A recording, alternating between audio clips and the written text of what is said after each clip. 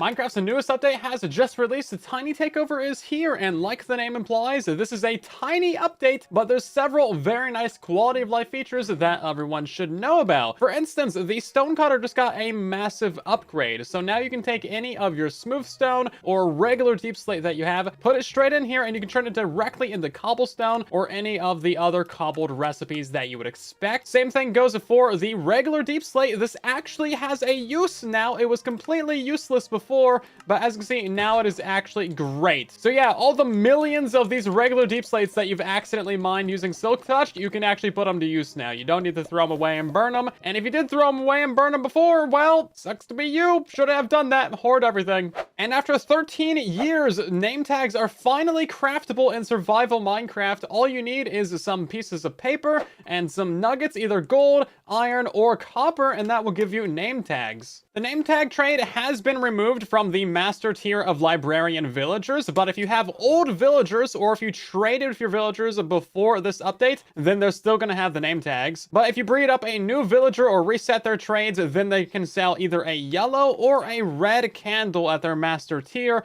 And this is a little bit of an Easter egg towards the Chaos Cubed update with the sulfur and cinnabar blocks. It also implies that villagers know how to work bees and like make candles and that stuff, or they've stolen these from the ancient city. Take your pick. The Wandering Trader's also been updated, so he has a small chance of trading you some name tags now. It's just 1 emerald, and he can sell a maximum of 5 of these things. And finally, the name tag has also been removed from the loot chests inside the Woodland Mansions and the ancient cities. And please don't ask why any of this is like this.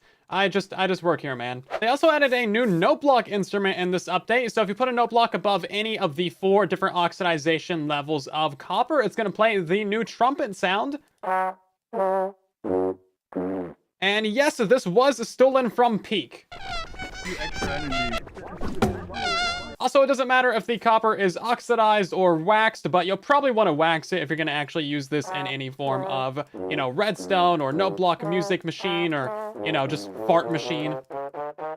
I mean, come on, it's definitely farts, right? I mean, you hear it, right? Am I just a bad person? And one of the best features in this update is the golden dandelion, something I've been personally hoping for a long time. This is a new flower that lets you actually keep baby mobs babies forever. So if you feed it to them, then you're gonna get them to stay a baby forever. We'll get into the mechanics of it in a second, but this is only acquirable by actually crafting it. You can't find it in the world anywhere or trade for it or anything. So you gotta have yourself a regular dandelion and then 8 golden nuggets, and that gives you the golden dandelion. Now in Bedrock Edition, you can just bone meal flowers directly to spread more of that flower, and that does not work for the golden dandelion. The only way to get this is to craft it. And the only other crafting recipe with the golden dandelion is the suspicious stew recipe. Now in survival, you're not going to see what it says, but if you're in creative, as you can see, these say saturation stew. So basically, they're just going to fill up your hunger, and that's what stew does anyway. So I guess it's Stewie or Stew. So you can feed these golden dandelions to any baby mob in the game that is alive and that can grow up into an adult. So like a baby zombie, you can't feed this to because baby hostile mobs do not grow up into an adult. But like a sheep, for example, we can feed this to. Now you'll notice that there is 2 different sounds and 2 different particles for this.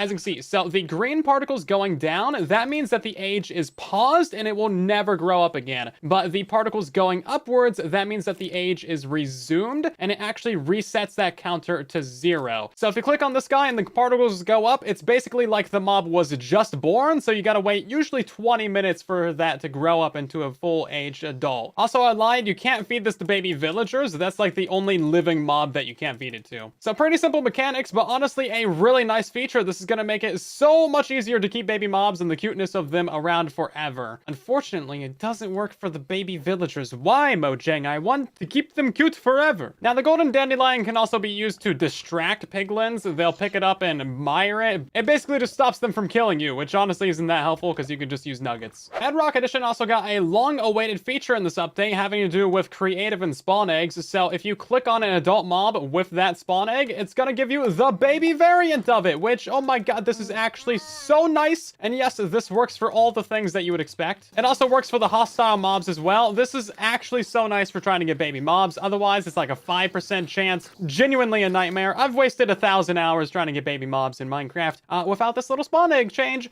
And we've waited 10 years for this. Thank you, Mojang. And also big news for Bedrock Edition. They finally fixed the horse and other mounts of movement. So previously it was like super jittery and just laggy and overall genuinely horrific in every way. But yeah, the horse movement is finally fixed and the movement for boats is fixed as well. I've seen your guys' comments over the last couple of months that this has been a huge issue, but now it's back to normal and actually playable again. Oh, and also they made it so that you can place dead bushes on top of farmland now. And yep, they still have the little gap underneath them. And of course we have a new menu panorama as well for a cherry grove biome and a bunch of cute mobs everywhere. Look at that chicken, he's just floating there for no reason. So of course the main attraction of this update is all of the baby mobs in Minecraft have gotten updated textures, animations, and sounds, and I've seen the comments from you guys, and a lot of people think that this update is kind of just a wasted update without much in it. And it is true that this is a smaller update, but that is the point of these game drops. We get a new game drop every 3 months, and this one is focused on raising the quality foundation of a part of Minecraft that's been ignored for the last 10 years or so. In my interview with Lady Agnes, we discussed this at length, and one of the goals with these smaller drops is to flush out different areas of the game, while also making drops that appeal to different player bases as well. So not every feature or update is going to appeal to every player, and honestly, our entire conversation is really interesting and a great peek behind the curtain of Mojang.